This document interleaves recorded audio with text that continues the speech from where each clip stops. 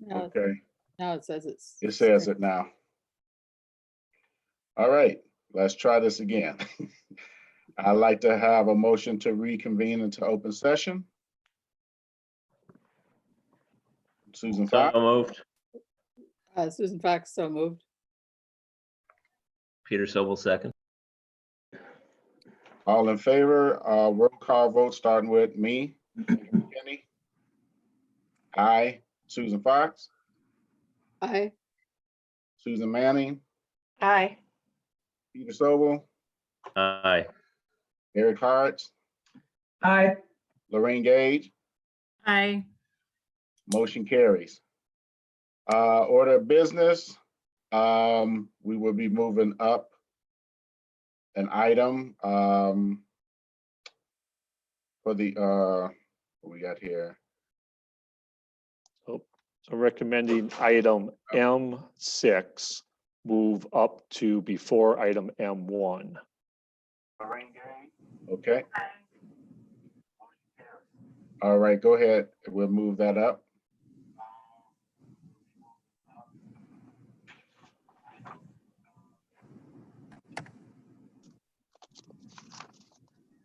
Do we have to vote on that?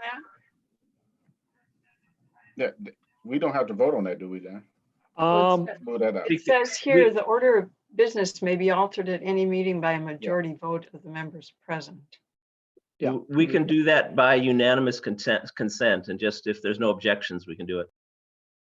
Okay, is there any objections to it? Okay, hearing none and seeing none, all in favor? We can say all aye. Aye. Aye. Okay, motion carries. Public comment, do we have any public announcements? there are none. Okay. Moving to public hearing.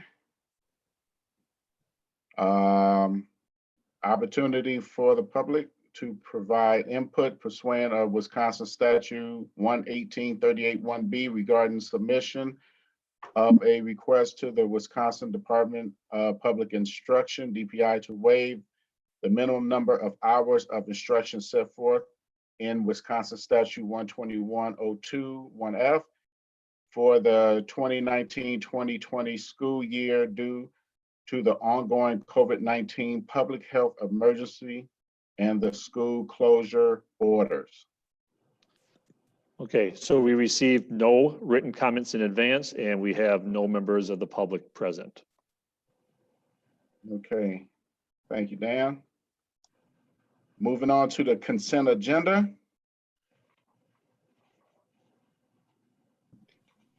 Do I have a motion?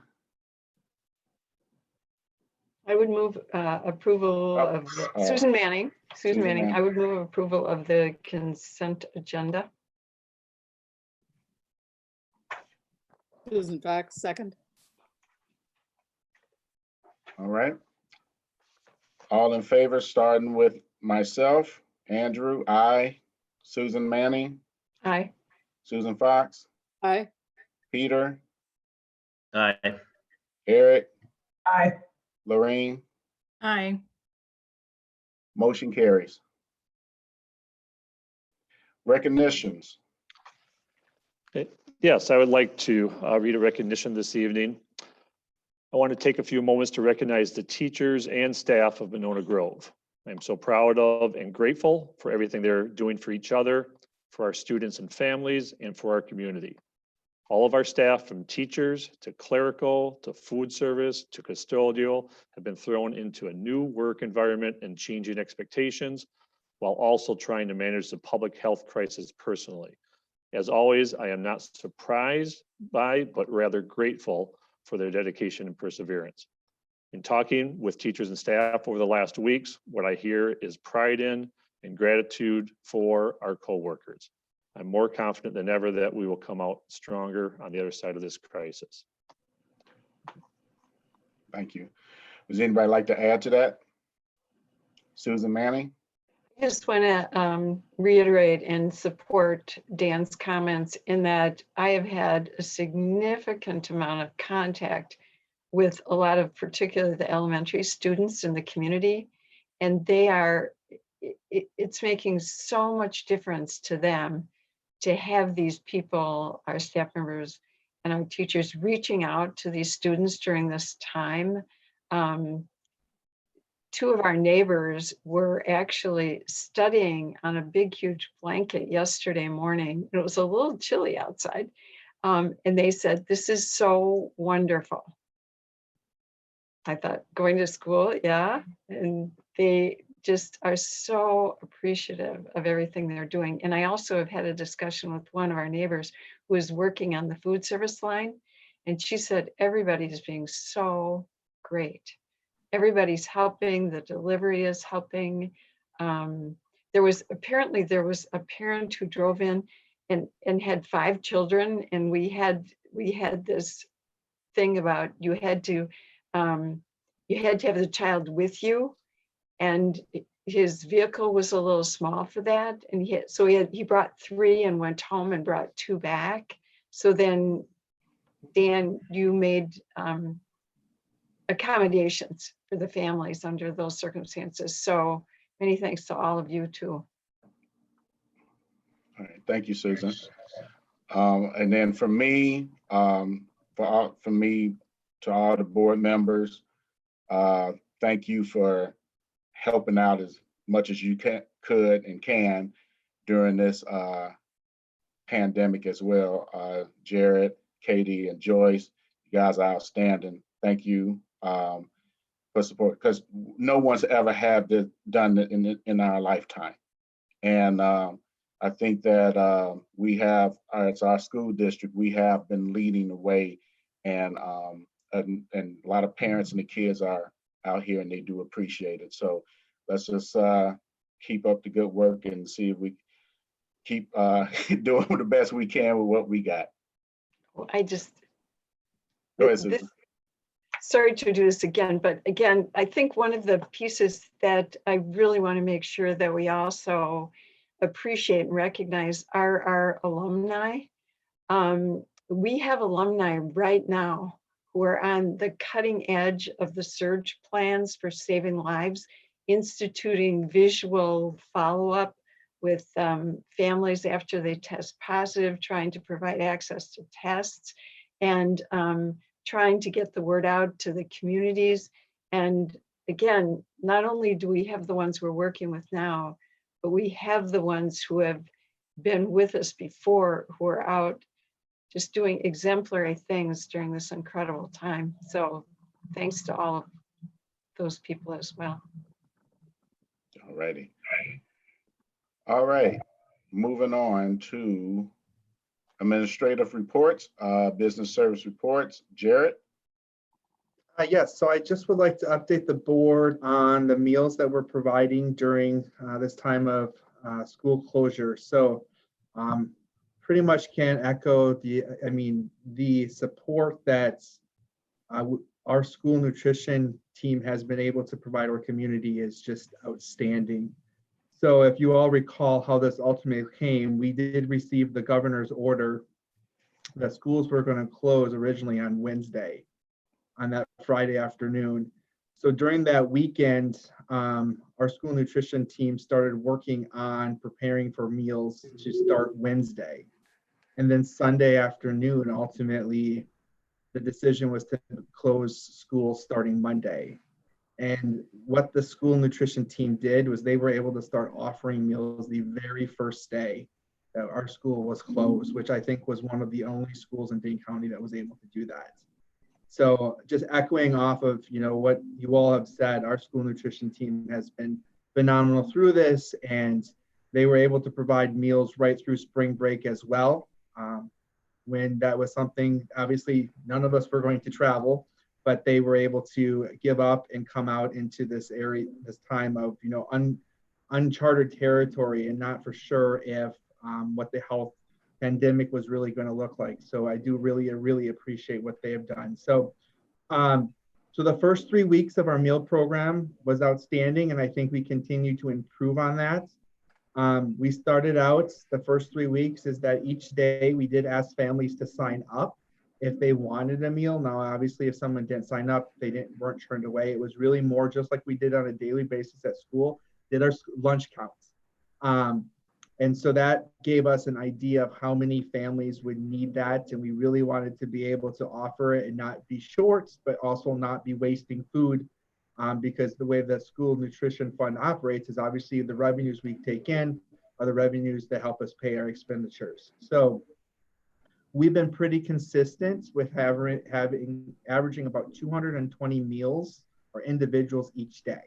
So that's 220 meals for lunch and 220 breakfasts that our school nutrition department prepares. We have now transitioned to, so we've had 5 sites. So all of our schools in our district are sites for families to come and pick up food. But we've also expanded that and partnered with Nelson's bus service to provide door-stop transportation, door delivery. So right now we do delivery about 15 houses in Monona and about 12 houses in Cottage Grove. But overall, we have about 220 family or individuals that are participating in our meal program. So we've transitioned away from the daily sign up to just a weekly sign up for individuals that need delivery. So each Sunday we do send out a message asking families that need the food delivered to sign up for the week to indicate if they need it every single day or just a couple of days. I know that for a while was probably getting frustrating to some individuals that might have been receiving every single day a notification to sign up. But we also wanted to make sure that we were preparing enough meals and doing it responsibly. So we feel pretty confident since we've maintained that 220. How this works is this is not money that needs to be donated from the community or food that's being collected. Obviously, we encourage individuals that are interested in doing that to help on the weekends or for example, on days that we originally didn't have school in session. So like this coming Friday, we won't be doing delivery for meals, but we will be delivering and having meals on Thursday. So on Thursday, instead of them getting their grab and go lunch and grab and go breakfast, for one day, they're going to get it for 2 days because Friday was originally a non-school scheduled day, but we did want to ensure families that needed the meals receive the meals. There is no income requirement to participate in this. So for each meal that we hand out, we do get reimbursed from the federal government, just like we would have done during the school year. The difference is that we don't look at if you're free and reduced or if you have to pay. And this is for anybody that's 18 and younger. So you don't have to be a school age student. So if your family or if you know someone that is has younger children that are not in school, they do qualify as well. And if you happen to be living in our community or visiting, we've even had situations where individuals have reached out that family members have come to live with them for a couple weeks because of a quarantine situation. Those individuals are allowed to have lunch and breakfast as well. It doesn't matter if you're here for one day or if you're here permanently. The goal of it is that we're providing meals for people that need it. And it doesn't mean that it has to be income-based. It can just be that you need some meals. We've heard from some parents that their kids enjoy watching the yellow school bus come up to drop off the food. It's putting some normalcy back into their life. They normally got on the school bus, so they watch every single day for that school bus to come and our school nutrition team to get off and deliver the food. What we've also done to protect our school nutrition team is that we've now set up work groups. And so we also have 8 educational assistants that have joined the school nutrition team to help with the delivery. So our school nutrition teams are divided into really 4 different teams, so they don't work all together in case there is a situation. And school nutrition is preparing the meals, and then Nelson's bus service and our educational assistants are out either handing out the food or helping with the delivery. So it's going very well. Good. Any questions for anyone? All right. Thank you, Jared. Next is the superintendent report. Dan? Okay, I just wanted to give you some updates with regard primarily to our instructional programming during the school closure. A number of these things you have seen before. You've got a lot of emails forwarded to you. I know a number of you have looked at the updates from WSB on a regular basis. So I thought I would just put some of our summary documents here in one place. And so the 4 documents are, let's say, I think you might have seen some of these. We've updated them a little bit. I think they kind of speak for themselves, but I'll be glad to take any questions on those. I just wanted to point out that I didn't share all of them publicly yet, because with the grading and assessment, we want the principals and teachers to be able to share that out with the families, so they hear, see all the details first. But I wanted to give you a heads up of what they're going to see this next week, with that. And so we can certainly, like I said, take any questions that you might have on that. And then the other 2 documents that are, I just shared this afternoon, they just came in this afternoon from DPI on youth apprenticeships and summer school. That's a conversation we've been having lately. What's going to happen with summer school? What's our timeline that we have to make decisions? And that'll be coming up here the next few weeks. We'll see how this plays out, as well. So I'll stop there and take any questions or comments. Peter? How do we know how many, what are the statistics, I guess, on how many students we're reaching with virtual learning, and how are we going to accommodate students who may have difficulty with that? Yeah, great question. I don't have that data in front of me. I will have a better idea tomorrow morning, or excuse me, tomorrow afternoon. We have a check with our entire admin team. So I'll be checking with the principals about how things have been going this week. But we're not formally taking attendance, for accountability, but we are, as far as to make sure that we're having communication and engaging our students. And so our staff has worked really hard about the students who haven't been engaged, about finding different ways of reaching out. So that's a great question. And when I have the actual data about how many students we haven't been able to reach, I'll make sure I share that out with the board. Yeah, I'd very much like to appreciate it, because we don't want anybody to drop through the cracks, and unless we absolutely can't get them in any other way. But we really need, I'm sure there's some students who are going to have to go out and the extra effort to get them involved and get them up. Susan Manning. And Dan, when you have time, I know that a lot of this information is still kind of very tentative and vague, but again, particularly with the fact that we've started the program and that we're working through it, if we could get that up on the webpage so that people other than the parents who might be looking at that could see that. Just to be clear, like the documents that I shared with the board, having those available? Yeah, I was particularly looking at the one about with the dates and the updates on the dates that gives us the time frame. Yep. Saying April 6th, they will return to, it's anticipated students will be returning to school with the virtual learning process. And then so there are school systems where they do not, we've been very lucky because each of our students have computers or iPads or some type of, and then the problem is the connection, the internet connection. I know you're working on that as well, but it's interesting because I've talked to 3 other school districts who don't have what we have. So let people know we have this and the students have it. And then I don't have to stop 15 times on my walk to explain, yes, they have it. No. Anyway, it's just giving us a resource and saying, this is what we're doing and we're doing it well. Thank you. Go ahead. Peter, and then Susan Fox. I just had a comment on something. Oops. Peter's mute. You're mute again, Peter. You're on mute, Peter. There we go. There you go. Yep. Oh, you went back. There you go. I just wanted to, I found something where I'm located right now.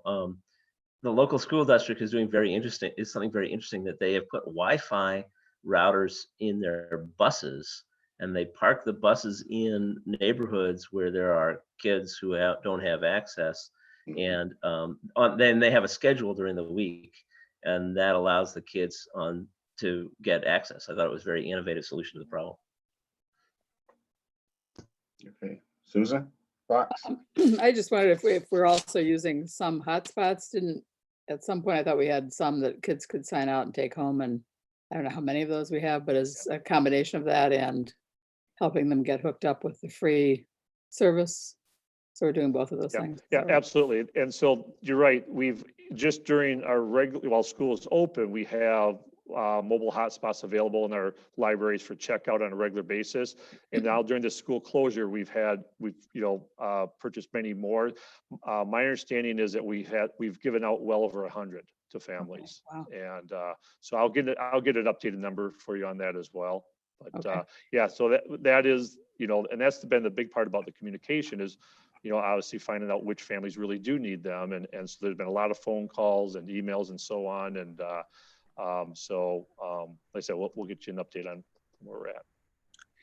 And then I also wondered, just because it's come up with a couple of people, of whether, and I think I heard somewhere that you were beginning to discuss possibly graduation or something, doing something, even if it has to be done in the summer. I hope we don't lose sight of that I'd be in favor of trying to do something if and when it becomes safe to do that, even if it's after the current scheduled end of the school year, because that's such a big deal for kids. That'd be nice to do. Yeah. And then lastly, I heard something, I don't know, has DPI done anything about well, the civics test is a required thing, so they haven't changed that still happens, but I think you can do that online anyway, right? Yeah. So it's not a kind So- of issue for anyone. Yeah, so I'm glad you asked that. So, and I should have included that in my report. There are 3 different things that school districts can request waivers for. We have one on our agenda tonight with regard to the hours of instruction. And then there is an option to request a waiver with regard to the civics exam. At this point, we do not intend to do that. The vast majority of our students have already passed that exam, and there is an online opportunity. And so at this point, that is our plan, to work with those students who haven't done it yet to make sure they have an opportunity to do that. So we don't believe that we're going to need to request a waiver for that. And then the third one is with regard to educator effectiveness. And likewise, we believe at this point that we are not going to need to request a waiver, that we are going to be able to meet our obligations. Otherwise, and if that turns out to not be true, we would come back in May with that request. But we're pretty confident right now that we have a plan in place that we'll be able to meet the expectations without requesting the waiver. Okay, sounds good, thanks. All right. Any other questions, concerns? All right. Thank you, Dan. Board reports, we'll go to Susan Fox. As soon as she gets off mute.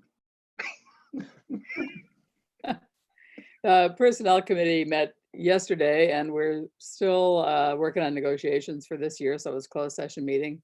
And we hope we're close. We're waiting for a response from the MGA, so maybe we'll have something to report at the next meeting. Otherwise, nothing else to say. Okay, thank you, Susan. All right, we are moving to possible action items. And we wanted to move up the first one right away. So Dan, this is the one for the agreements number 6, the agreement between the Village and Cottage Grove, the Village of College Grove and Monona Grove School District for the construction of an elementary school facility in the Village of Cottage Grove, Wisconsin. Okay, so I'll just kick it off briefly. The board is well aware this is something we've been working on for months. It's a requirement that we have an agreement with the village in order to begin, the construction of the new elementary school. And so on Monday evening, the village board did approve the agreement that's before you tonight for consideration. And so with that, we have Attorney Chad Wade with us that will go through some of the details of that agreement and answer any questions you have. And then if you have any budgetary questions, Jared can respond to those as well. So at this point, I'd like to turn it over to Attorney Wade. Okay, thank you. Can everybody hear me okay? Yes. So within your, as Dan has said, good evening, and within your board packet is the agreement that is the results of the recent negotiations between the village and the Village of Cottage Grove and the school district regarding the new elementary school that will be built, or we're hoping to have built. In terms of some kind of key factors or things that I wanted to highlight within the agreement, this agreement, or this version of the agreement, delays but does not eliminate the village's requirements regarding for the school district to pay for the full completion of Bus Road. And it delays but does not eliminate the requirement to install streets and utilities along the northeast corner of the property, which we've discussed previously. One area of note that I think we've talked about in the past regarding this in closed session, but wanted to highlight that this agreement does not require the district to maintain a surety for the project, which is a significant savings. Again, that was a negotiation point that came up early on in the district, or excuse me, the village had conceded that point. There were some other areas in which assurances were given that we had sought. One of those was, as we talked about, I believe last time we met, that the village has committed that if the property to the west of the Bus Road project were to be annexed into the village, that they would specially assess for half of that road. Currently, the district would be responsible for the full width of that road. So that was a commitment that they were willing to make. As well as we had some discussions about parking along Pheasant Run when that road is extended and then run to the north. We've put in language within the agreement that indicating that the parties both intend for there to be parking along the north-south run of Pheasant Run Road when that is created. Overall, as Dan mentioned, the village board approved this agreement on Monday this past week. I think it's fair to say that neither side is entirely happy with the final results, but I guess some would say maybe that's a good sign of compromise. I think it is a representation that both sides have compromised sort of where they wanted to be in terms of their ideal situation. In terms of immediate price tag, I think it's important to keep in mind that under this agreement, the immediate sort of requirements that aren't delayed in terms of full Bus Road, in terms of the property to the northeast, is roughly an estimated at about $582,000 total. So that's the improvements to Bus Road, as well as the improvements to the intersection of Bus Road and Cottage Grove Road. There's a signal there and some additional improvements to that intersection. So at that, I recommend approval of the agreement, but I'll certainly entertain any questions that the board has regarding the agreement. Peter Sobel and then Susan Fox. I'm looking at the Pheasant Run edition, and I notice in item 5 of the developers agreement, where it's talking about Pheasant Run, it says that the right-of-way, we're going to create outlots, and the right-of-way will be 120 feet wide before you get to the, and then on top of that, the right-of-way, and then there'll be 120 feet between the right-of-way and the property. A, is that true? And B, are you kidding me?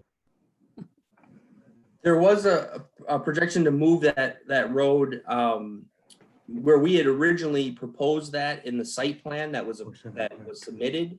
That road was much closer to the property line. In fact, I believe it might have been right on the property line, and so they had requested to move that to the east. I don't know that it's.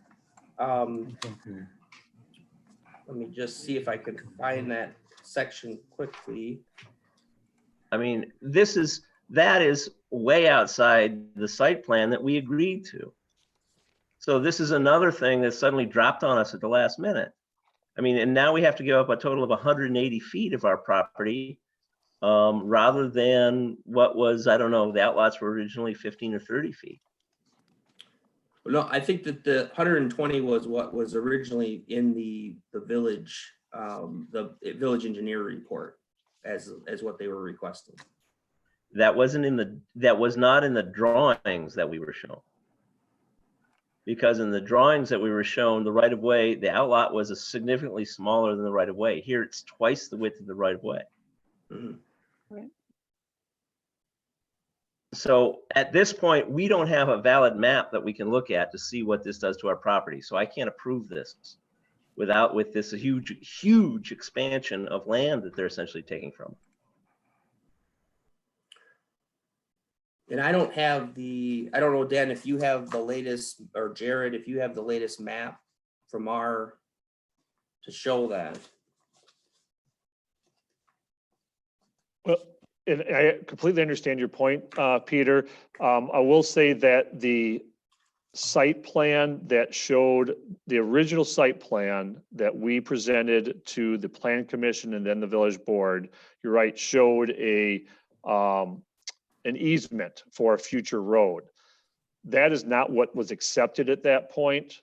The site plan that was approved by the village board, there was not a diagram for it, but it is, you know, Chad mentioned in writing, that was part of what was in the engineer's report. And that was part of the miscommunication or lack of communication we had early on with understanding what the understanding was, what was approved, you know, by those, by the board. So you're saying that the site plan that we were shown as part of the site plan agreement was not approved, is not actually the final site plan. Is that what you're saying? That's my understanding. Until I would move right now that we postpone until we see a site plan, an actual map of the site plan. I'm making a motion.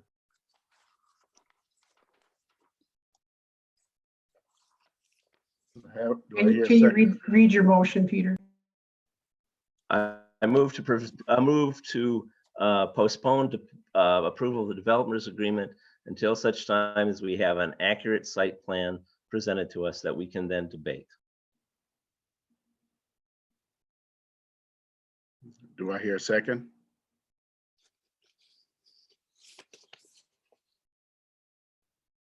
Susan Manning. There's Susan Susan- Manning? sorry. Susan Manning, I would second that. And I think we should accept a friendly amendment with a time frame on that. So that we can still move forward with this. And along with that site plan, I think it's really important that the community have the numbers that the information that we received that reflects the information we received in July after the November referendum, which actually changed our anticipation of the costs on this project. So I think it's really important that the community understand that not only is that even though this is pushed out and they've agreed to allow us to have more time to make these payments, these are still significant payments. When you're ready, I've actually found the language in the document that was approved that I could read to the board. That would be great. Thank you. Okay, go ahead. Go ahead, Dan. Okay. Read. So this is the village action report that on your board docs is linked from the March 26th meeting. And on that village action report, on the second page underneath the set heading of engineering access, it says a 60-foot wide easement is shown along the east side of the site in the areas where Pheasant Run, Morning Dove Drive, and Red Hawk Trail need a continuation. The easement suggests a road could be constructed that would create corner lots where residential lots currently exist. No improvements are shown indicating there is no commitment to construct the road. We recommend the connecting road be constructed as part of the school development. We recommend an outlot be maintained between the edge of the parcel and the residential home such that the road does not create corner parcels, and the Grove School District conduct a public meeting with the affected residents and village residents to obtain their opinions. And so that was what the village board approved following the plan commission meeting. And if you recall, that is where we had, again, the lack of communication as far as understanding what was in that approval piece. So there's not a listed footage, but it does mention the outlots. Right. However, in the site plan we were shown, the outlots were small. In this, I mean, I look at the property is about 500 feet wide. If we go to 180 feet, that means that road plus the outlots take up almost half the width of our property. And that 120-foot number is not in the site plan, is not previously approved. So this is essentially dropped on us in the last minute. I think it's a theft of district property, to be honest. This is the first time we've seen that 120-foot number, and it simply is not acceptable.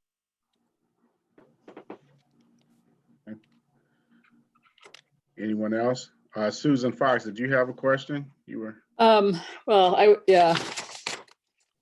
guess I didn't want to second that, and it wasn't clear to me whether it's been seconded yet, because I wanted to, I guess, find out if there were some information that showed it. That jumped out at me also, and that was one of the questions I was going to ask. It does sound like a lot of land to me. And I don't know, outlots, I don't even know what that means. It's like just creating another strip of land that we can't use, I guess is what that means. That was my question, is what do they mean by lots and outlots? Other than an additional so-called buffer zone of quite a lot of footage to the right of way. So I did have a concern about that as well. I'm not sure how I feel about it right at this point, because I had a couple other questions too, but I do know, so what that is, so it's not literally taking the entire, 120 feet that we won't be able to utilize.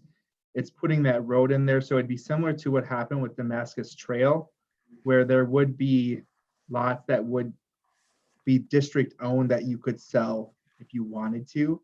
It wouldn't be that the road would take the entire area, but I do understand where you're coming from. But ultimately, it's not, the 128 is going to the village. It's going to, there will be potential houses in between where the road is and the current property line that we currently have. Is 120 feet long enough for a lot? I don't know that. I'm really sorry here, but we suddenly have, I mean, it's 120 feet plus the right of way, which is what, 60 feet? That's 180 feet. We're going to have these 120-foot lots. I don't know if they're buildable. We have no clue at this moment whether those are buildable, and it's a huge impact to this whole agreement. yeah, 120 feet depth of a lot, and I assume that's there. It would be depth if you build houses along the road. That's a good sized lot. I mean, it is a significant piece of land. So I guess I'm kind of leaning toward agreeing. I'd like to see a site map, which they should be able to give us, and it wouldn't.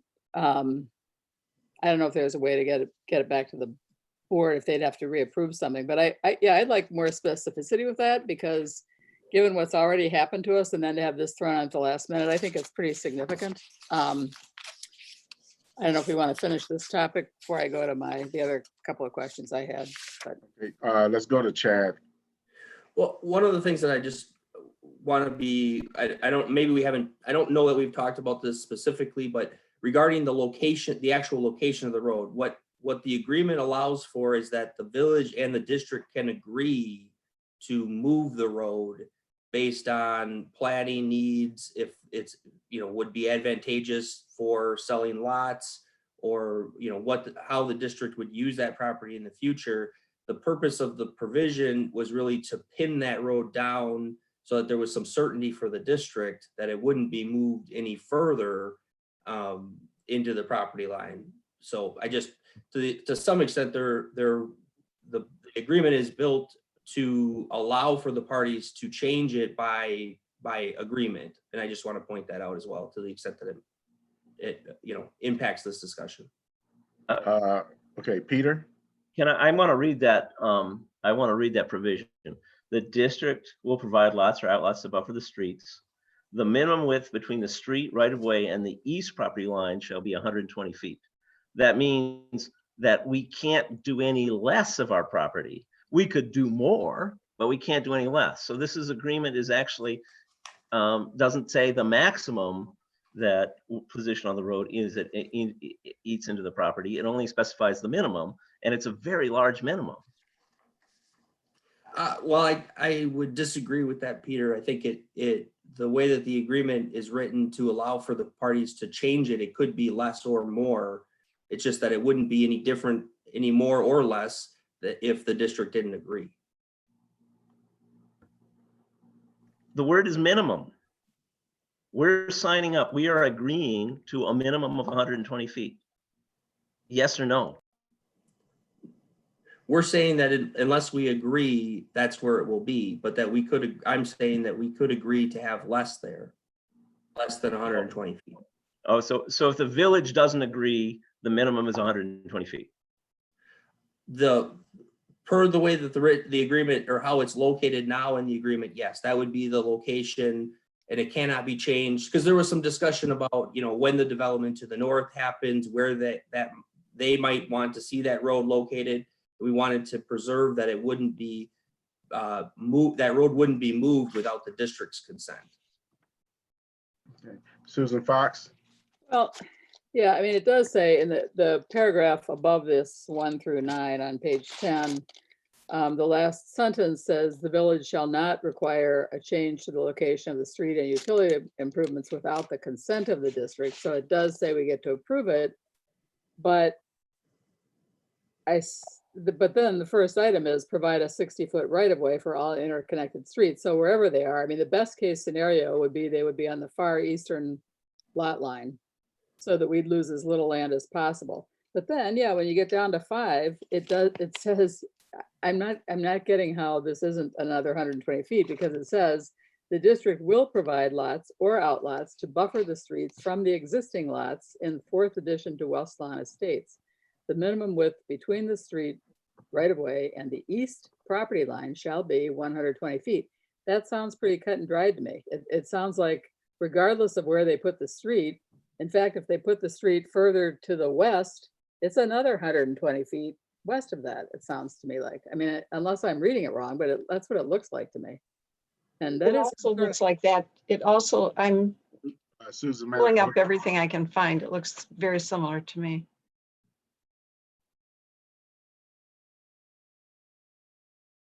Okay. just given our past experience, I would want, I don't know, I'd want some clarification, assurance that this isn't what this means, because that's what it sounds like it means when you read from the top of the page to me.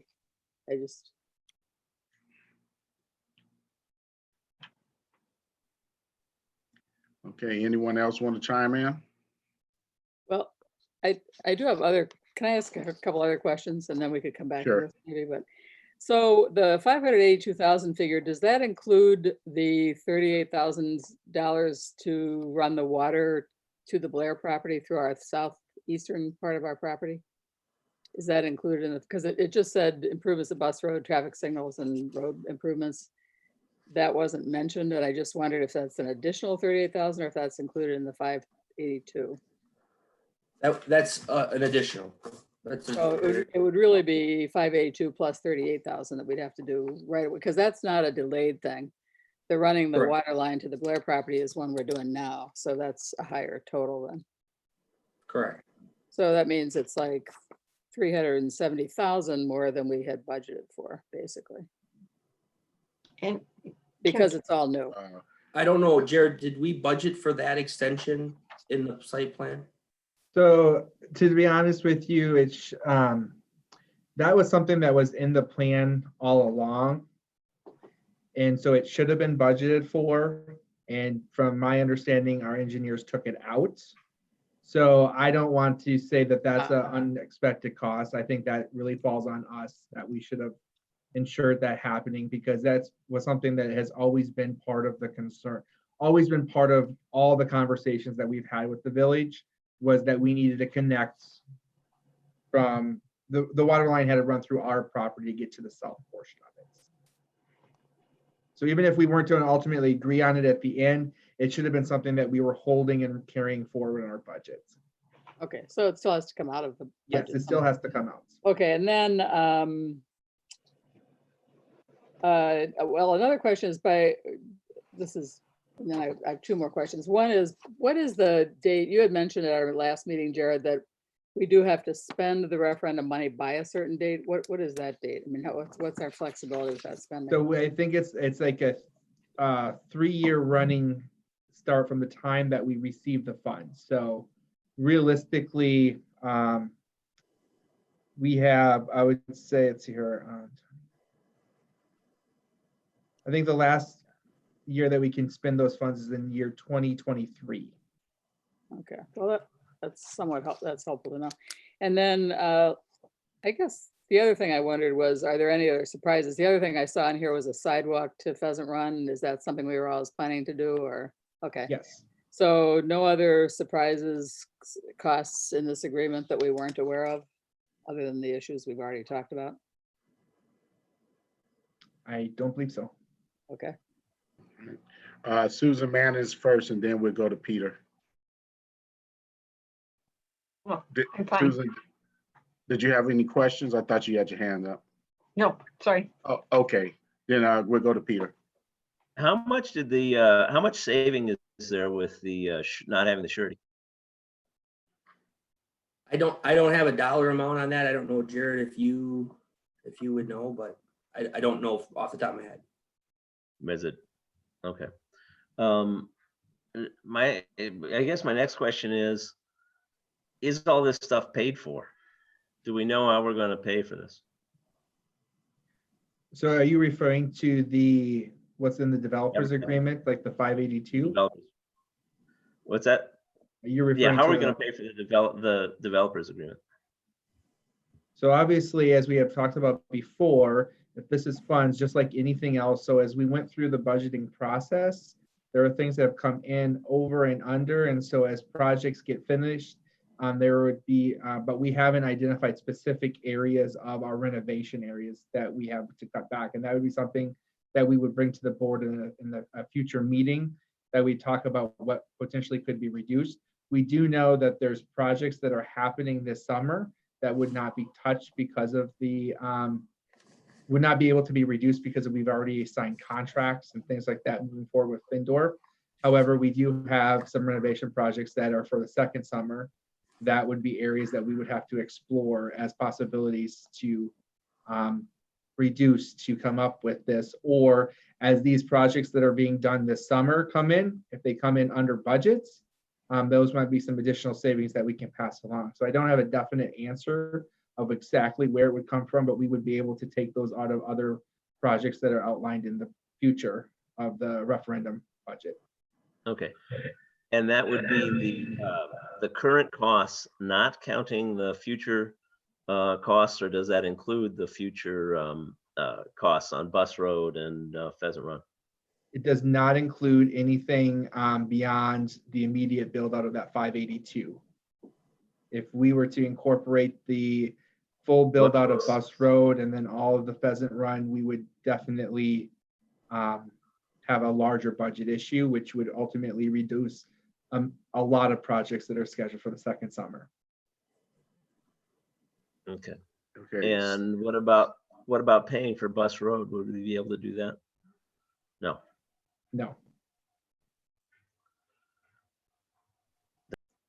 Well, Okay, Susan Fox. and that was part of why I asked about the timing, because given the timing that we need to spend the referendum money by the end of 2023, and it's likely the Bus Road work won't be done until later than that, that doesn't give us flexibility of using any of that money for that. So there is gonna have to be, I mean, we don't know with the economy now, what's gonna happen. That may be put off way longer, but we are gonna have to deal with that northeast corner.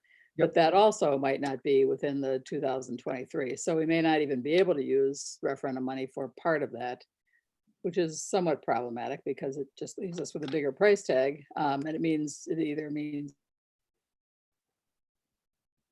some sort, I mean, someone's got to give somewhere. So then it also, may lead us to try to be selling some of that land as the other option, which might help pay for something down the road. Right, so, It doesn't put us in a good position, but. right, so definitely, it does not, we're not budgeting for the full build out of Bus Road or all of Pleasant Run, but there are options that the board can utilize in the future. As Susan mentioned, there might be the possibility of selling portion of those lots around Pheasant Run, like we've done for Damascus Trail to help fund that.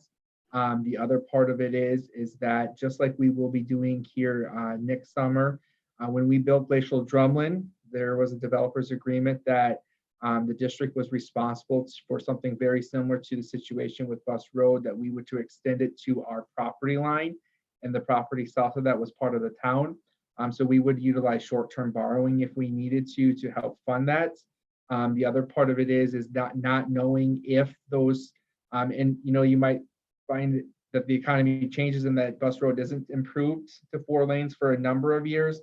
And by that time, it might be a complete different option for the village to choose something different than a 4-lane boulevard. At least that's the plan right now. But ultimately, we are, pushing the costs for future boards to make that decision. But I think we need to keep it on our radar that we do have other options. We might have a different budget situation. That northern part of that property might be at a time where we need to utilize it for some other type of building or athletic complex, and there might be some funding sources with that as well. Peter? I would point out that this 120 feet dramatically reduces the amount of land we might have to make available for sale. So that changes the calculation of what's going on here. The other thing we don't know is whether that 120 feet, as I look at it, it may create 5 lots for us to sell. It may, which might be a good thing. It might help us to defray these costs. On the other hand, maybe it doesn't. We really need to understand that before we can agree to this, whether that land is sellable.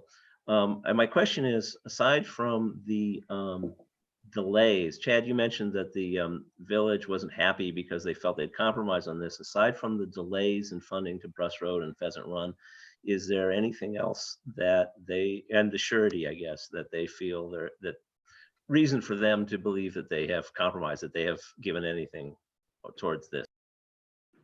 Yeah, I think from their perspective, it's the delay. They feel that, Bus Road needs to be improved for the school. And I know that we've had discussions about, is it related to the school? Is it related to other developments? But that I think from their perspective, it's a major move to have that delay built in for 5 years, essentially. Susan Manning? And Jared, would you clarify just once again the cost difference between the turn lane improvement and the 4-lane road, approximately what that cost difference is? So are you referring to the full build out of Bus Road? Yes.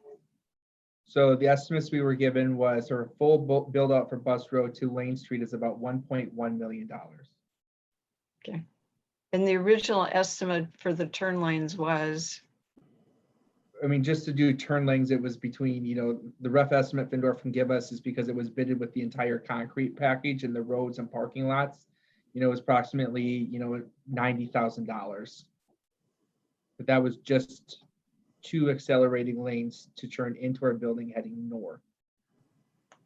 Thank you. Susan Fox?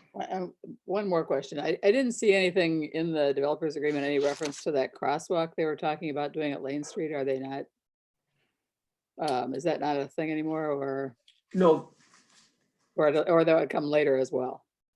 no, I thought that was it's in the reference to the temporary improvements.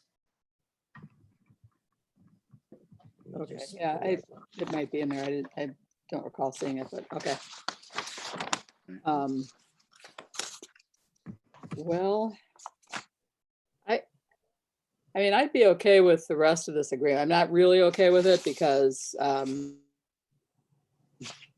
you know, I don't like the fact that it's forcing us because of these unanticipated costs that we couldn't have anticipated since the village didn't even discuss these until 8 months after the referendum.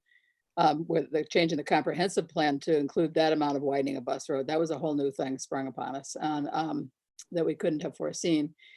So I'm not happy about that, but I get that I appreciate that they've been willing to delay it at least. So to that extent, I don't have any other issues with this, but I would like to see the site plan of what that looks like to have that 120 feet. I guess that does bother me. I don't know how we would, you know, how we go about getting that in a timely manner. I mean, we meet again next week. We could have a special meeting to approve this for that matter. Their village board meets the first and third Mondays, I believe. And I don't know if that would require a change to this, if they could just show us a site map so we could see what that looks like. I mean, I'd like to have a better understanding of what the impact was because it sounds pretty significant.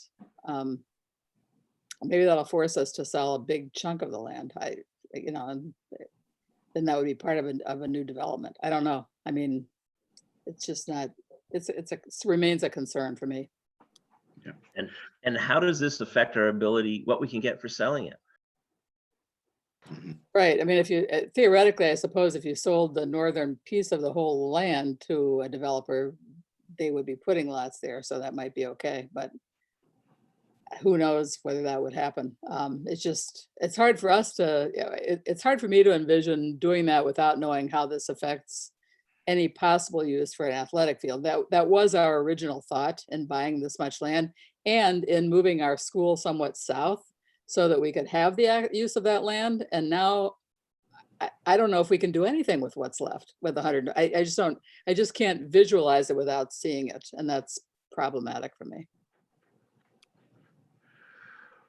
So what we did, we had a first and a second, and then on my end, listening to Susan Mann, Susan Fox, and Peter Sobel, I would agree to go and get more detail with this. I mean, we're not going to be able to dwell on the past. You know, we went out there, we asked the community what would they spend on, how much they would like to spend on a new school and repairs and everything to other schools. They came out with it. And then here we go 6 months afterwards. We have the village that says, okay, they want to add on other stuff to us. So, you know, we can keep fighting back and forth on it.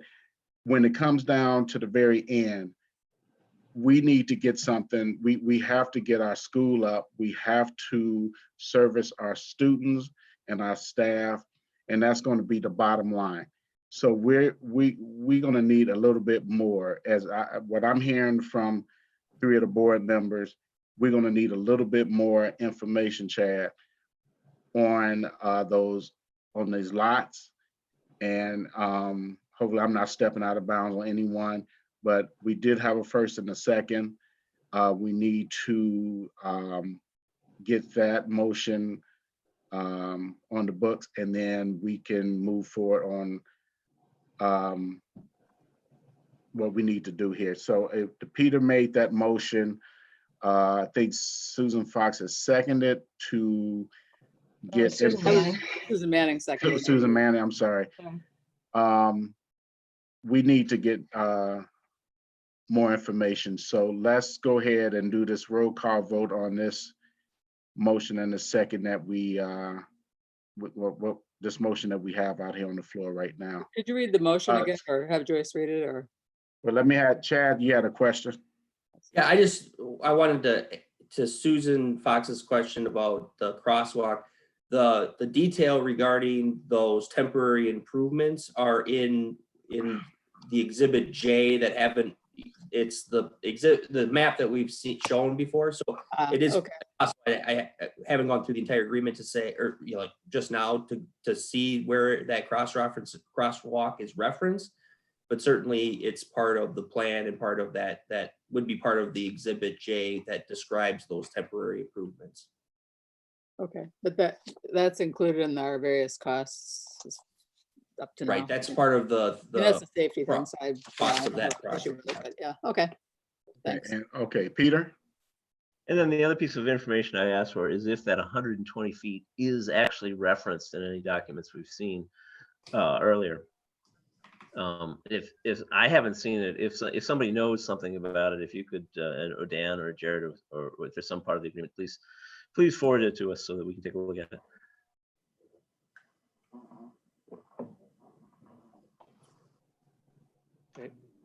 Okay. Okay, so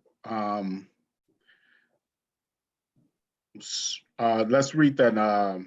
What was that motion that Peter did and Susan Mann a second again?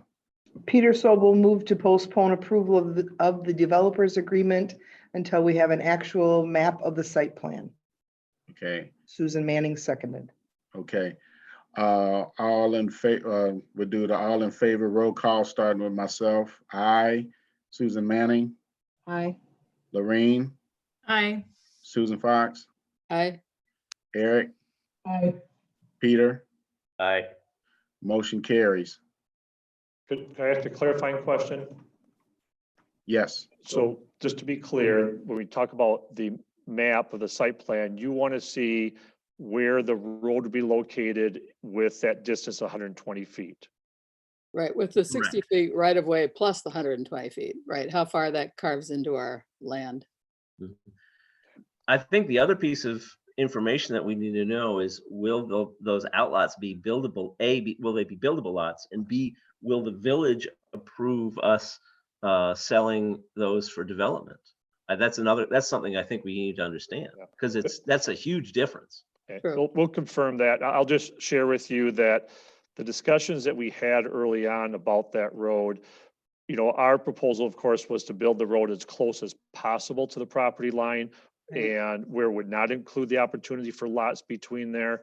The village, staff, from the get-go had talked about not wanting to have the current lots become corner lots, that there would be an expectation that there would be buildable lots in between there. So we'll confirm that. Just doing a quick Google search, I see that is a typical lot size of a depth of 120 feet. So, but we'll get it confirmed. So that would be on the eastern side of the road, is what we're Correct. saying. So then it would just be the right of way, the other side. All right. Yeah, that's still, Yeah, yeah. I think the expectation is that there's buildable lots on both sides of the road. And that's what anyone who develops that, in order to recover the costs of building that road, you're going to have that many lots. Well, then But you're not that a does builder. take, then that's like 120 feet on the west side too. That's like Yeah. 240 feet. Then not- it's like, why did we even buy that land?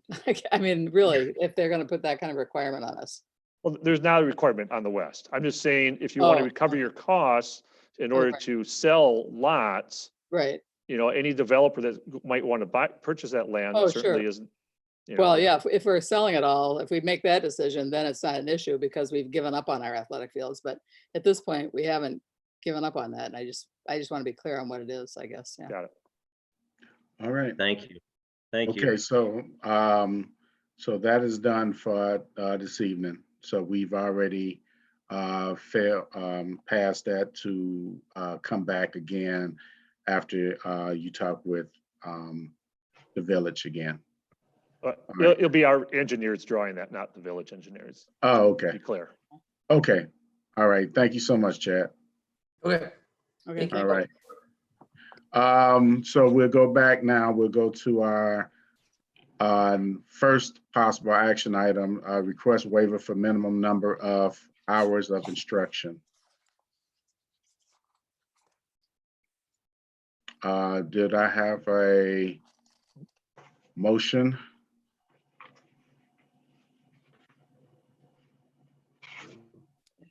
I would move, wait a minute, where is it? I would move to authorize the administration to request the DPI waive the minimum number of hours of instruction set forth in Wisconsin statutes 121, 102, paragraphs 1 and F, for the district 2019-20 school year due to the ongoing COVID-19 public health emergency and the school closure order. And I second, Lorraine. Okay. Since we're live on YouTube, we could raise our hand, correct?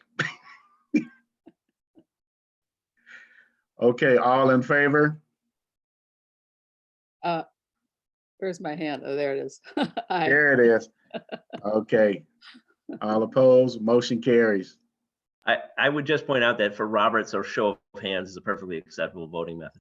Okay. Yeah, As it's long just as- as that- long as- It was very clear on a WASB webinar with 2 attorneys present that they recommended during this time of visual and virtual meetings Mhm. that, and I know Andrew, I think, listened to that as well as Susan, and I actually reiterated that question to get that recommendation again, is that they ask for a roll call vote so you can voice vote in this environment. We can ignore that or we cannot ignore it, but it was a strong recommendation from knowledgeable attorneys. So that's why we were trying to do it. Was that for an audio phone call, or did it also include a web call like we're doing a video call? It was a virtual meeting. Any kind of virtual meeting is what they were talking about, yeah. And it, it seems to me if we made it a routine, if Andrew just went down the same Sure. list, same order every time, it'd be easy enough to do it, but it doesn't take that Okay. much time. All righty. Well, we all rose our hand on that one. And that one's good. Okay, we'll do the roll call for the next ones. Okay, possible action item number 2, consideration of requests for proposals for transportation services for 2020, 2021 through 2024, 2025.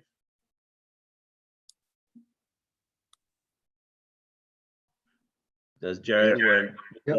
would Jared All right. explain? Oh, did it? Let me have a motion and then a second, and then we can ask questions. Anyone want to make the motion?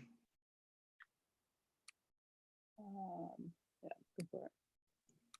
Go ahead, put their hand up so I can see Susan Fox. I can't, I've got the board docs here in front of me, the pictures, so. I move approving the selection of Nelson's bus service proposal for transportation services for 2020-21 through, from 2021 through 2020-24 to 2020-25 school year, as presented. Do I hear a second? I'll second it. Peter second it. Any discussion? Anyone have questions for Jared on it? Yeah, Peter, and then. Yeah, I'd Susan. like to hear Jared talk about this. All righty. Sure.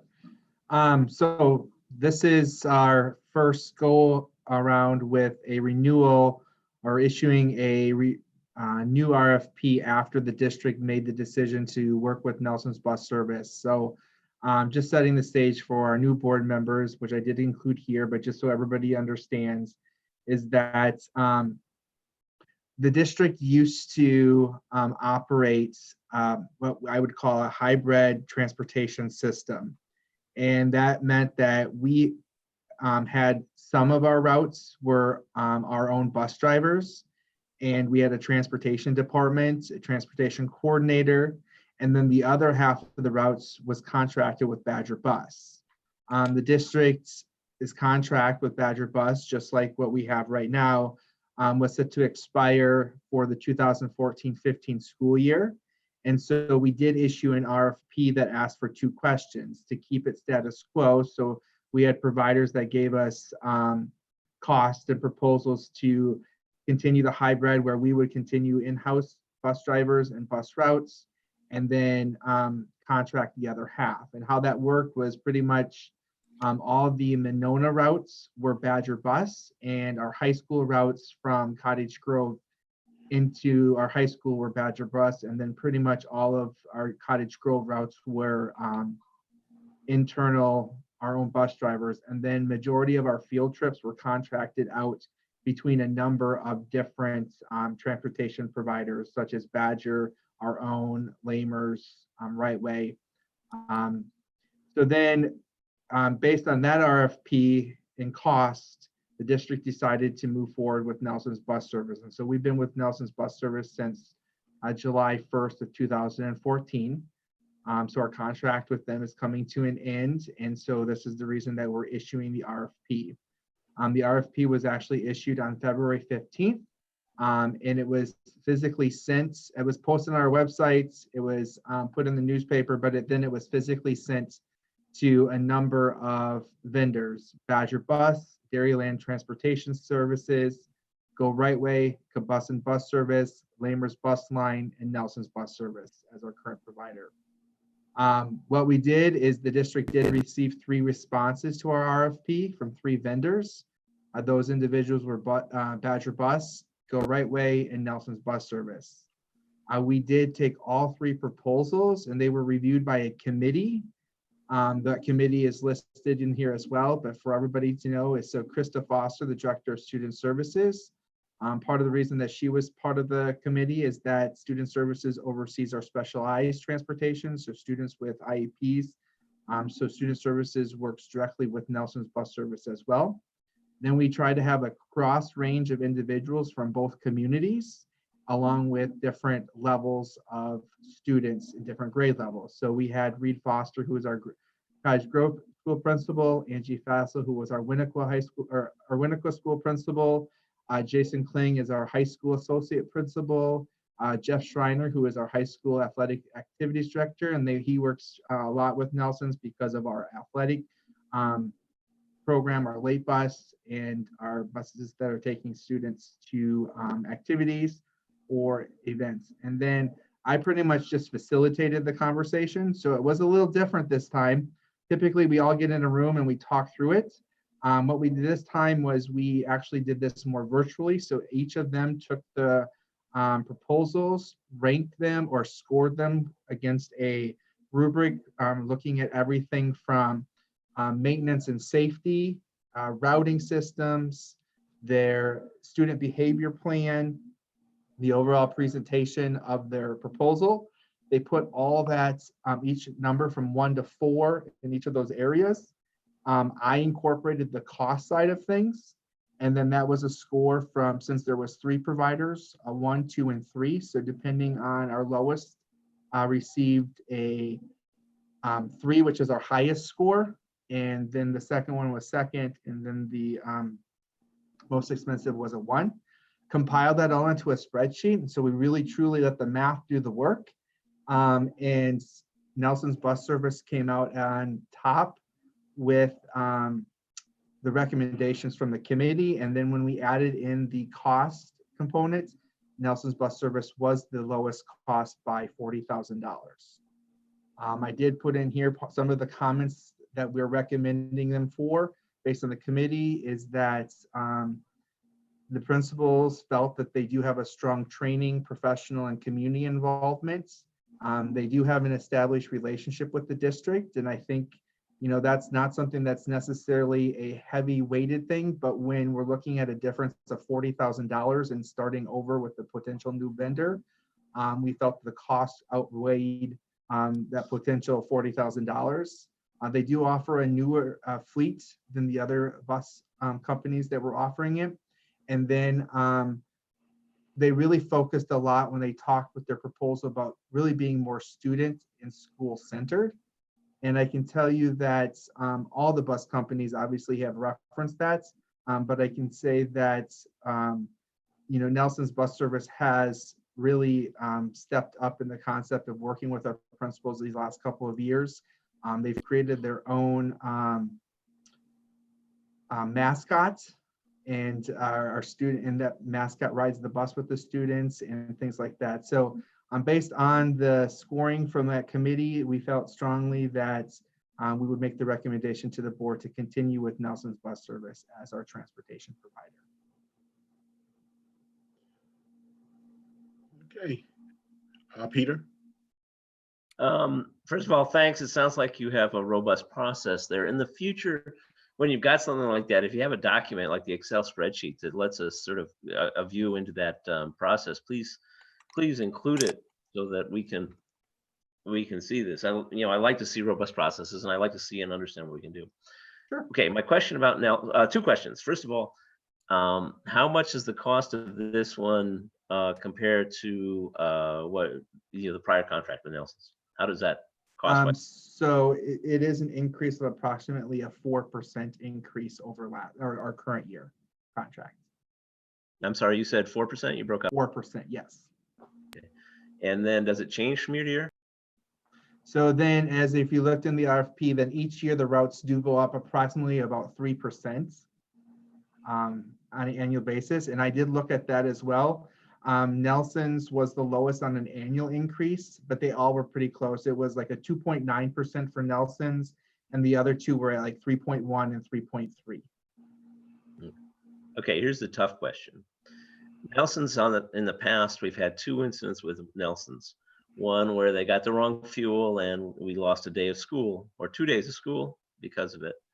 And another one where they had a bus driver not do his route, and it was an extremely cold day, and it put some of our kids waiting for a bus on at risk, and we were not notified that the bus wasn't coming. And I know you're familiar with those two incidents. What has Nelson's, and I don't care how they happened. What I want to know is what changes have Nelson done to make sure that that doesn't happen in the future? Obviously, their procedures weren't sufficient. And so my question is, how have they changed their procedures, and are you satisfied with those changes?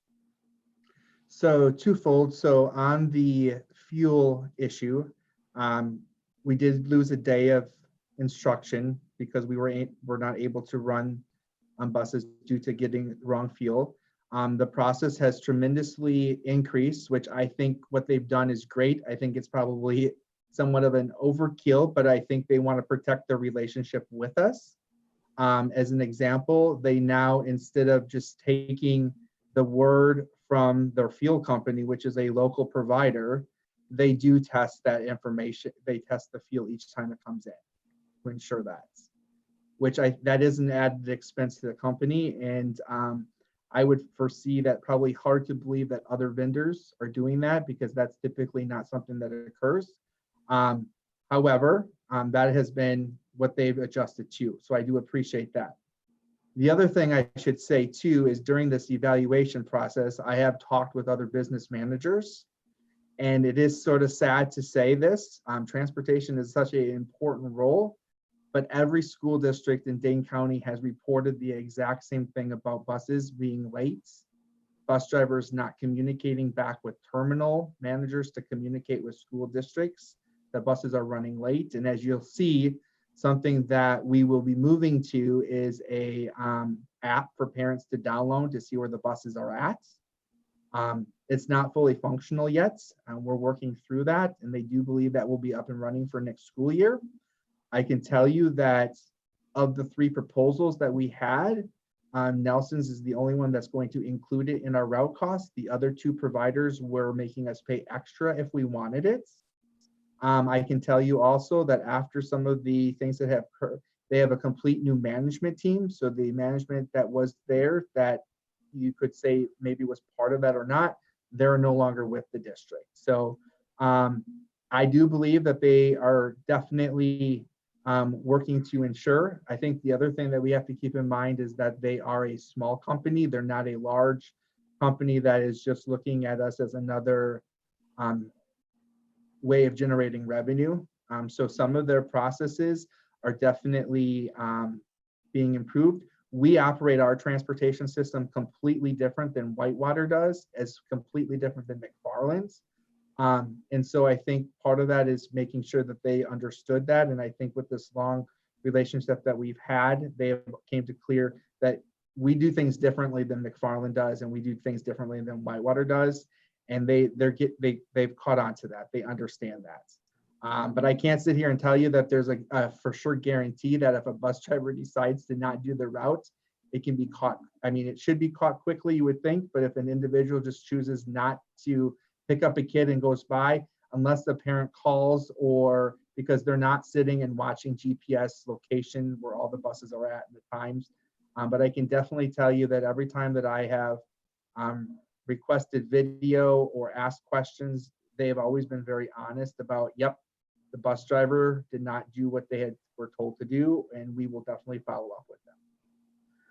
I understand that, but in the case of we're talking about, the bus never left their lot, and it seemed to me there's an obvious fail-safe checks that you could have right there, right then to verify that. And I think that's part of the reason that there's a different management team. Okay.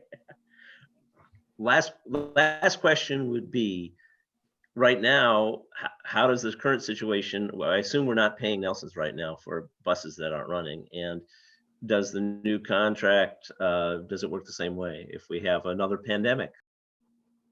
God forbid.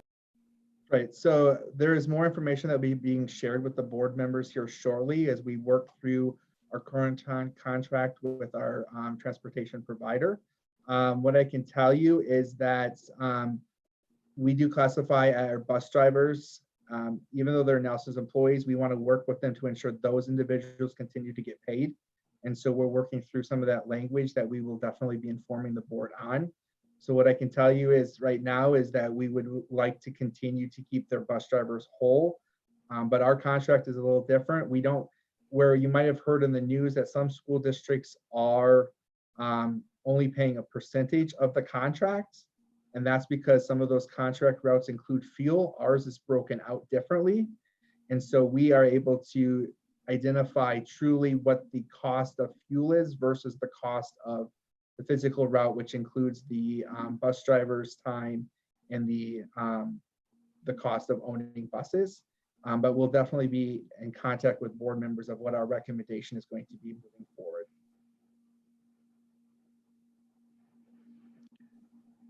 Okay, Lorraine? Mine is kind of on the lines of Peter. Just wanted to know, were there any other areas of improvements that you thought they needed to make? Areas for Nelson's, I think definitely some of the areas that is on the extracurricular side of things. It is a challenge hiring bus drivers. And so one of the things that is ensuring that we have enough bus drivers that allow us to do our extracurricular activities when it's requested. And so they do continue to work on trying to hire more to have excess. So if we do need a sporting event to leave, let's say at 3:30, but that's over route time, that they are able to accommodate that at a percentage level. But I do believe that they're working on doing more online registration instead of paper registration, which will definitely help on the improvement, and then also on releasing routes. Something that they're working on right now for next year, if the contract goes through, is that instead of waiting for August to release the initial routes, they'll be releasing those like a month earlier. So I do think that they are trying to release information sooner, and for parents to have a clearer understanding of what they're doing as well as what the routes look like, instead of it being when the mad rush for everything is during the beginning of the school year. Is like another thing to worry about is transportation. So if someone doesn't have transportation uploaded to Infinite Campus, they might see that in June, which then would prompt them to fill out forms instead of filling out the forms by June or July 30th, and then waiting for it to come out. And then it's a week before school and saying, hey, I submitted the form, but for whatever reason, the form didn't get there. So I know that they're trying to speed up that process as well. Susan Manley? Jared, I think you already answered this question. Mine also was similar to the ones Peter asked, but that day, my understanding, the day that was lost because the buses couldn't start, right? And that was a gas issue because of the cold and the kind of gas they were using. Is that correct? Yeah. Okay, and that's been resolved. That would not happen again, right? So it should not happen again. Ultimately, they're testing the fuel. So when they ordered winter blend, they actually were delivered summer blends, which is the reason that the fuel gelled up. And the sad part of it was that their mechanics came in every single day during that cold spell and started those vehicles and buses to be ready. And they actually started to gel on the very last day of when everybody was finally able to come back to school. hindsight, when you talk with Nelson's, they think that possibly there would have been no issues, but they were also concerned that they had 1 or 2 buses that were gelling up, that the worst case scenario, and this is where sometimes I think they are really students focused, is that if they had 1 bus that had to be alongside of the road on that cold day, that would have been worse than, let's just make the decision that, we have the wrong fuel. At that time, they didn't know that they had the wrong fuel until further investigation. But they were very cautious that they did not want to have any students in those buses with the potential of having them gel up. So I would say that based on the processes that they have put in place, I'm confident that we should not have these issues. Okay, but it wasn't my impression that they were concerned about a particular bus going out and having a problem. It's that their gas froze up and they had no buses available to take us at all that day. The buses were running. It was just that when a diesel gels up, it doesn't gel up immediately. It gels up maybe halfway through the route. Oh, okay. And so they had, a number, they didn't have enough buses to do all of us. But like they said, they had a number of buses that were gelling up, which made them feel that other buses would gel up as well. And our buses were in the garage and were just taken out that morning. And that's why they started to suspect there obviously had to be other issues, especially after other school district or other bus vendors were not experiencing the gelling that they were experiencing. But definitely to come find out that they were actually given a summer blend of diesel fuel, which anybody that works with diesel understands that is an extreme issue. And learning through that, we actually, as a school district, when we operated our own buses, had the exact same issue happen to us. And that was when Mark Scullion was working as the transportation director. He let me know that because he remembered changing out filters very rapidly. And fortunately, we had a hybrid where we could call it the contractor to come with additional buses to help us out so we didn't lose. But we as a district did experience that, but that was just not something that happens on a daily basis, but obviously the systems that they have put in place, I'm confident that they will make sure that that doesn't happen again. Thank you. Okay, we've already did the first and second, so we'll go ahead and do a roll call vote. Yay or nay, starting with myself, Andrew McKinney. Aye. Susan Manning. Aye. Lorraine. Aye. Susan Fox. Aye. Eric. Aye. Peter. Peter, you're on mute. There we go. Sorry. Aye. All right, motion carries. Next, student fee schedule for 2020, 2021. Can I have a motion, please? I move approval of the 2021 student fee schedule as presented.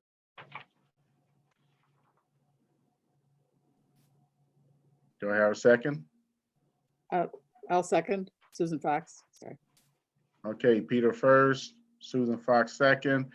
Roll call vote. I'm sorry, any questions? Okay, hearing none, roll call vote starting with myself. Andrew McKinney, aye. Susan Manning. Aye. Lorraine. Aye. Susan Fox. Aye. Eric. Aye. Peter. Aye. All right. Ayes have it, motion carries. Next item, capital maintenance projects for 2020 and 2021. Can I have a motion to approve?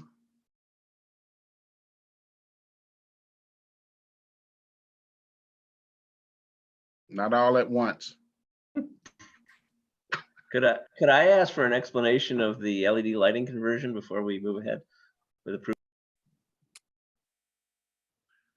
I guess we can go ahead now. Go ahead, Peter. Ask the question. As soon as you get off of mute, there you go. Yeah, just go ahead. Just go ahead, Jared. What's this? Tell us about the LED lighting conversion.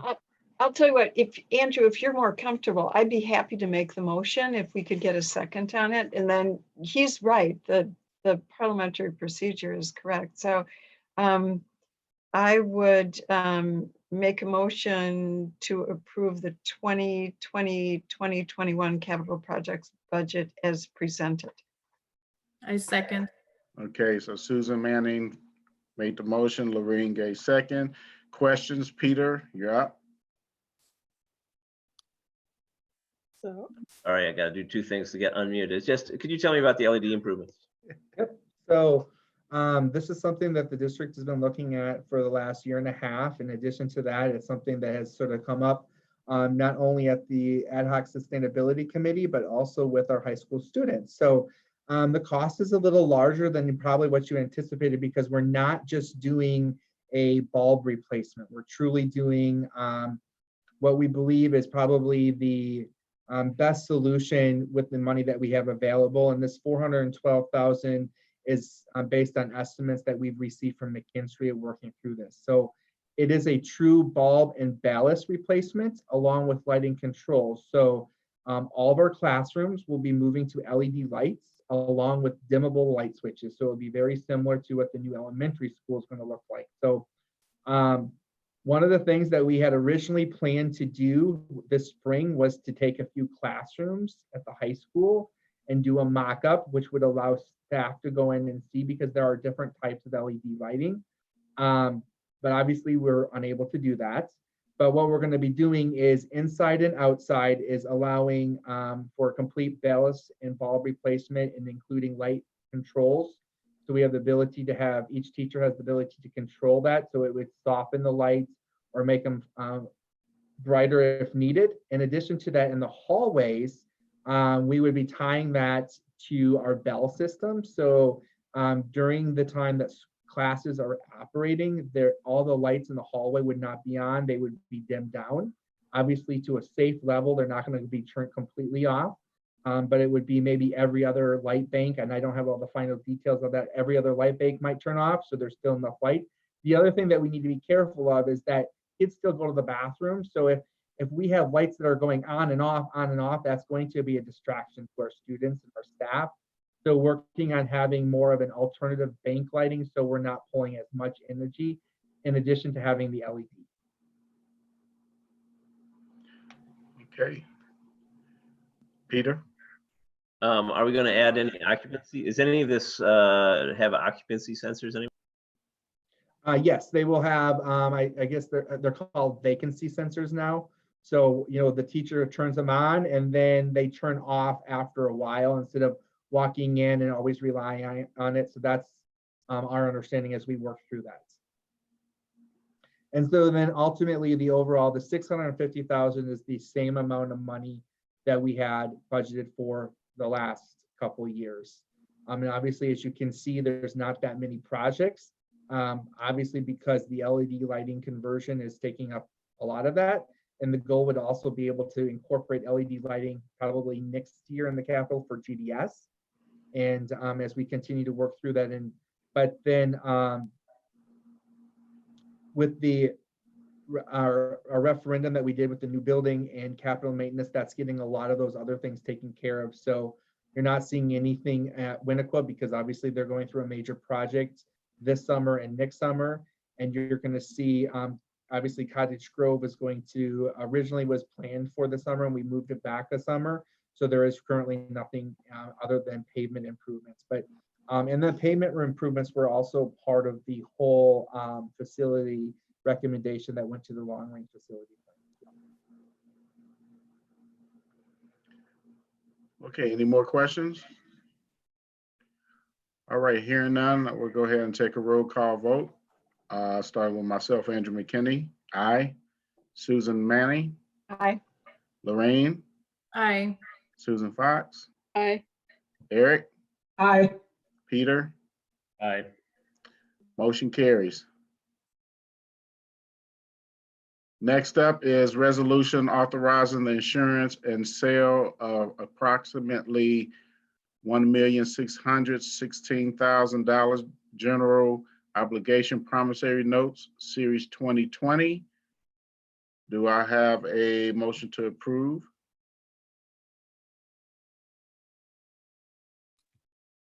I'll motion to approve. Eric Hartz makes the motion. I'll second. Peter seconds. Any questions? Seeing no questions, roll call vote starting with myself, Andrew McKinney. Aye. Susan Manning, Aye. Lorraine, Aye. Susan Fox, Aye. Eric, Aye. Peter. Aye. Ayes have it, motion carries. Next is consideration of bids for sale of 2 vacant houses and residential lots owned by Monona Grove School District located at 4217 Jerome Street, Madison, Wisconsin, and 4221 Jerome Street, Madison, Wisconsin. May I have a motion? I move approval. Peter makes the motion. Do I have a second? I second. Lorraine seconds. Any questions? Susan Fox? As soon as we can hear you. There you go. There you go. Sorry. My only question is where that motion, that full motion shouldn't be read since we're naming a buyer instead of just saying move approval for the record. Sure. I'd be happy to do that. Okay, thanks. I move to accept the bids from Madison House Buyers LLC for the sale of 2 vacant houses and residential lots owned by Monona Grove School District located at 4217 Jerome Street and 4221 Jerome Street, Madison, Wisconsin. All right, and then Lorraine seconded. Yes, I second. Okay, any more questions? Hearing none, roll call vote. Andrew McKinney, aye. Susan Manning, Aye. Lorraine, Aye. Susan Fox, Aye. Eric, Aye. Peter. Aye. The ayes have it, motion carries. All right, moving to discussion items, facilities planning update. Okay, so as far as the documentation or the notes that you've received on these, regular board at the regular board meetings, the first one that's dated March 11th, for the past year and a half, those updates have been kind of the summary notes from EUA as we've done the planning and development design, of the buildings and the renovations. And so now we're in that transition. So from this point on, they're going to become construction updates. And so the written reports that I share with you, or the summaries of those, will be coming from Findorf. So we're in that transition now. And so I just have a very short progress, the one dated April 7th. I don't think there's anything on there that's a surprise to the board members. I think we've talked through that. But moving forward, those, of course, will become much more detailed as we actually get into the work with the renovations in the new school. Just the other thing to let you know is that we are planning on, during the April 27th reorganizational meeting, when we wrap up that part of the meeting, we would like to then give you a detailed update on the process moving forward with regard, as we transition into the construction as well. So I guess, are there any questions on any part of this or comments? Okay, seeing no questions or comments, we'll move to future dates, which next week, April 15th, we have a special board meeting at 6. And then April 27th, we'll have the reorganizational meeting at 6 o'clock as well. Anyone have any questions and concerns with that? I'm just going to make a suggestion, and I think it would be helpful looking at the YouTube. You see how I've changed my name? If we did that, so Superintendent Dan Olson, District, Business Administrator Jared Rosen, and so on, and board members, and then Katie, and so on.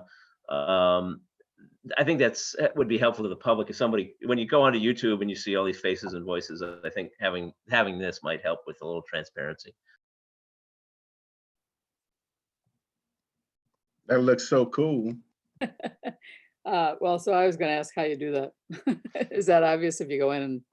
I Googled it. If you click on participants, it'll bring up a list on the right, And then you can click on your name and there's a cover over your name and it says more, and you can click on that and change your name. Okay. Or if you like, Joyce can do it for everyone. Or That sounds Joyce good. can do That it. sounds Maybe like the Joyce, best plan. maybe, yeah, Joyce could probably do it. In Okay. fact, Joyce could probably call you whatever she wants. Might be Oh, dangerous. look, I did it. Woo! Take our chance. All righty. So no more questions, concerns. I'd like to hear a motion for adjournment. So moved. Peter moves. Second.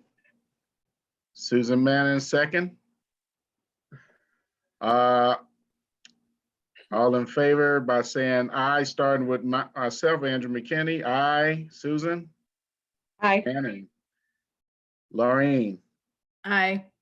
Susan Fox. Aye. Eric. Aye. Peter. Aye. All right, all ayes have it. Motion carries. Wonderful time, everybody. Good job. Thank you, Andrew. Thank you. See you later. Good night. Be safe Yeah. out there.